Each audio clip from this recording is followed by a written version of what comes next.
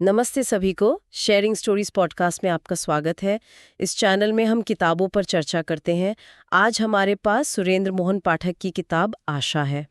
और आज की इस चर्चा का जो उद्देश्य है ना, वो सिर्फ एक क्राइम थ्रिलर की कहानी जानना नहीं है। बिल्कुल नहीं। हाँ, मतलब आज हम उस मनोवैज्ञानिक गहराई को समझेंगे जो इस किताब को इतना खास बनाती है। ये समझना है कि इंसान भारी दबाव में आकर कैसे अनपेक्षित चीजें कर बैठता है। और यही वजह है कि आशा पर बात करना इतना इतना दिलचस्प हो जाता है। मेरा मतलब है, ये केवल एक सस्पेंस नॉवल नहीं है जहां कोई बस ये ढूंढ रहा हो कि भाई हत्या किसने की। सही बात है। ये तो लालच, विश्वासघात और इंसान की जीवित रहने की जो जिजीविषा होती है ना, मतलब सर्वाइवल, उसका एक बहुत ही शानदार मिश्रण है। बिल्कुल। और इस उलझी हुई दुनिया में उतरने से पहले मुझे लगता है उस इंसान के दिमाग को समझना बहुत जरूरी है जिसने इसे रचा है। सुरेंद्र मोहन पाठक। हाँ, जरा इस आंकड़े पे गौर किया जाए, 298 हिंदी उपन्यास, ये तो अपने आप में 298 किताबें। हाँ, मतलब भारत के सबसे ज्यादा बिकने वाले crime writer. Bring your book to life with AI. Plotsformovies.com helps you create movie-like trailers for your book, allowing filmmakers to visualize your story, just the way you imagined it while writing. Enhance the storytelling experience to a whole new level with realistic characters, immersive voiceovers, and cinematic sound effects. No more boring stock images or generic clips.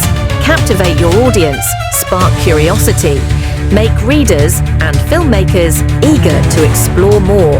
Plotsformovies.com, where your story becomes cinema. किसी भी इंसान के लिए किसी भी field में इतने दशकों तक अपनी कला को जिंदा रखना कोई छोटी मोटी बात नहीं है। अगर उनकी इस पूरी यात्रा को देखा जाए तो ये किसी किंवदंती या कह लें लेजेंड के जन्म लेने से कम नहीं है। बिल्कुल। कहानी शुरू होती है 1960 के दशक से। अच्छा। हाँ, उस वक्त दिल्ली के इंडियन टेलीफोन इंडस्ट्रीज में वो एक फुल टाइम नौकरी कर रहे थे। और पता है उन्होंने शुरुआत कैसे की? कैसे? इयान फ्लेमिंग के जेम्स बॉन्ड उपन्यासों का अनुवाद करके। अरे वाह, तो अनुवाद से शुरुआत हुई। हाँ, और वहीं से अपनी लेखनी की नींव पड़ी। उनकी पहली शॉर्ट स्टोरी थी 57 साल पुराना आदमी, जो उस दौर की मशहूर पत्रिका मनोहर कहानियां में छपी थी। और फिर 1963 में नीलम जासूस पत्रिका में उनका पहला उपन्यास आया, पुराने गुना नए गुनाहगार। एक मिनट, तो ये तो बिल्कुल ये एक सुपर हीरो की डबल लाइफ जैसी बात हो गई ना। हाँ बिल्कुल। मतलब दिन के वक्त एक आम 9 से 5 की टेलीकॉम नौकरी, वही फाइलों का ढेर, ऑफिस की पॉलिटिक्स, चाय के ब्रेक, और फिर रात होते ही वो इंसान एक विशाल रोमांचक क्राइम यूनिवर्स का निर्माण कर रहा है। सही कहा। तो ये जो साधारण पृष्ठभूमि है, हाँ, क्या यही उनके किरदारों को इतना वास्तविक बनाती है? 100%। यही कॉन्ट्रास्ट उनकी कहानियों की सबसे बड़ी ताकत है। मतलब एक दफ्तर में काम करते हुए इंसान हर तरह के लोगों से मिलता है ना। हाँ, बिल्कुल मिलता है। तो वो लोगों के छोटे छोटे लालच, उनकी असुरक्षाओं को बहुत करीब से देखता है। उनके किरदारों की लिस्ट ही देख लीजिए। सुनील है जो एक खोजी पत्रकार है, उस पे करीब 100 किताबें लिखी हैं। बाप रे, 100 किताबें! हाँ, फिर प्राइवेट डिटेक्टिव सुधीर है। एक और दिलचस्प किरदार है जीत, जो दिल टूटने के बाद अपराध की दुनिया में आता है। हाँ, और सबसे लोकप्रिय किरदार विमल। बिल्कुल, विमल, एक गैंगस्टर जिसकी अपनी एक अंतरात्मा है। सही कहा। एक ऐसा अपराधी जो खुद अपने बनाए उसूलों और अपराध की दुनिया के बीच फंसा हुआ है। और यही वजह है कि उनकी किताबें इतनी सफल हैं। 2014 में उनकी किताब कोलाबा कॉन्स्पिरेसी अमेज़न पर सबसे लोकप्रिय रही। और हेराफेरी ने तो नीलसन हिंदी चार्ट में टॉप किया था। लाखों प्रतियां बिक चुकी हैं। तो ये बात तो साफ है कि दिन की साधारण जिंदगी ने ही उस असाधारण लेखनी को जन्म दिया। बिल्कुल। अब इसी यथार्थवाद को लेकर सीधे आशा की दुनिया में चलते हैं। इस किताब का मुख्य विषय ही यही है, लालच, विश्वासघात और नैतिक अनिश्चितता, जिसे मॉरल एम्बिग्विटी कहते हैं। हाँ, इसमें कहानी के रिश्ते इस कदर उलझे हुए हैं कि ये तय करना मुश्किल हो जाता है कि असली पीड़ित कौन है और असली चालाकी कौन कर रहा है। हाँ, कौन किसका इस्तेमाल कर रहा है, ये बहुत धुंधला है। जब सर्वाइवल का सवाल आता है तो इंसान कैसे बदल जाता है, यही कहानी का मूल है। लेकिन यहाँ मुझे एक बात खटकती है। मतलब एक आलोचनात्मक सवाल उठता है। किताब का नाम है आशा। हम हमेशा मानते हैं कि उम्मीद या आशा एक सकारात्मक चीज है। लेकिन क्या उम्मीद हमेशा अच्छी होती है? ये तो सोचने वाली बात है। हाँ, मतलब क्या ऐसा हो सकता है कि कभी-कभी उम्मीद ही कहानी का सबसे बड़ा विलन बन जाए? ये बहुत ही गहरा सवाल है, और अगर इस किताब के संदर्भ में देखें तो हाँ, अच्छा। बिल्कुल। इस किताब में आशा का एक बहुत ही दोहरा और खतरनाक रूप दिखाया गया है।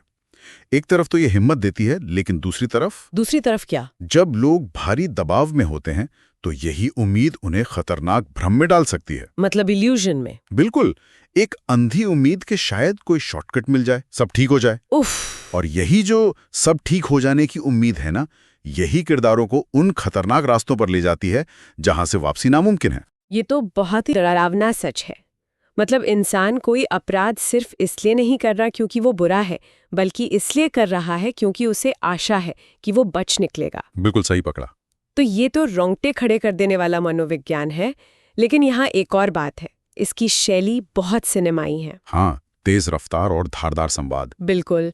मुझे तो ये किताब एक तेज रफ्तार रोलो कोस्टर जैसी लगती है। रोलो कोस्टर, हाँ, सही तुलनाएं। हाँ, जो झटके तो देता है, बहुत तेज थ्रिल देता है, लेकिन जब राइड खत्म होती है ना, तो एहसास होता है कि अरे, मनोविज्ञान की एक गहरी क्लास भी ले ली है। हाँ, बिल्कुल सही कहा। लेकिन कुछ समीक्षाओं में ये माना जाता है कि ये आसान है, इसलिए साहित्य कम और कमर्शियल ज्यादा है। तो क्या कमर्शियल होने का ये ठप्पा किसी किताब की गहराई को कम कर देता है? बिल्कुल नहीं, ये सोचना ही गलत है। किसी किताब का मनोरंजक होना या तेज रफ्तार होना उसकी गहराई को खत्म नहीं करता। सहमत हूँ। इसके उलट ये किताब सामाजिक रूप से जागरूक साहित्य, मतलब सोशली कॉन्शियस लिटरेचर का काम करती है। वो कैसे? ये समाज की कड़वी सच्चाई को आसान भाषा में लोगों तक पहुंचाती है। जो किताब लाखों लोगों को सोचने पर मजबूर कर दे, वो समाज में एक बदलाव को ही तो प्रेरित कर रही है। बहुत ही शानदार नजरिया है। तेज रफ्तार होने का मतलब ये बिल्कुल नहीं है कि उसमें कोई गहराई नहीं है। बिल्कुल। तो इस डीप डाइव का अंत हम एक बहुत ही गहरे विचार के साथ करते हैं, जो स्रोतों से निकलकर आता है। वो विचार क्या है? विचार ये है कि आशा या उम्मीद कोई बहुत बड़ा दिखावा नहीं है, बल्कि टिके रहने और काम करने का एक खामोश दृढ़ निश्चय है। उफ, ये पंक्ति अपने आप में एक पूरा जीवन दर्शन है। हाँ, हम अक्सर उम्मीद को बहुत नाटकीय तरीके से देखते हैं, लेकिन मुश्किल वक्त में बस हर दिन आगे बढ़ते रहना, यही सच्ची आशा है। बिल्कुल। सभी के लिए ये सोचना दिलचस्प होगा कि वो अपनी जिंदगी में उम्मीद को किस तरह देखते हैं। खैर, अब कुछ महत्वपूर्ण जानकारी साझा करने का समय है। हम sharingstories.in पर #PushingIndianAuthors अभियान के माध्यम से भारतीय लेखकों की किताबें प्रदर्शित कर रहे हैं। हाँ, यह कंटेंट plotsformovies.com द्वारा समर्थित है, जो एक AI सक्षम बुक ट्रेलर प्लेटफॉर्म है।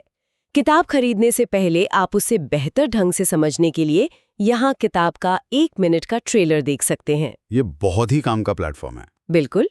तो जो भी लोग सुन रहे हैं, कृपया चैनल को सब्सक्राइब करने और सपोर्ट करने पर विचार करें। डिस्क्रिप्शन में दिए गए लिंक से इस शानदार किताब को खरीदा और पढ़ा जा सकता है। और अंत में एक अनुरोध, कमेंट करके यह जरूर बताएं कि किसी भी भारतीय लेखक द्वारा लिखी गई पसंदीदा किताब कौन सी है। बिल्कुल, जानना दिलचस्प होगा। तो आज की इस चर्चा में बस इतना ही। अगली बार फिर मिलेंगे। धन्यवाद।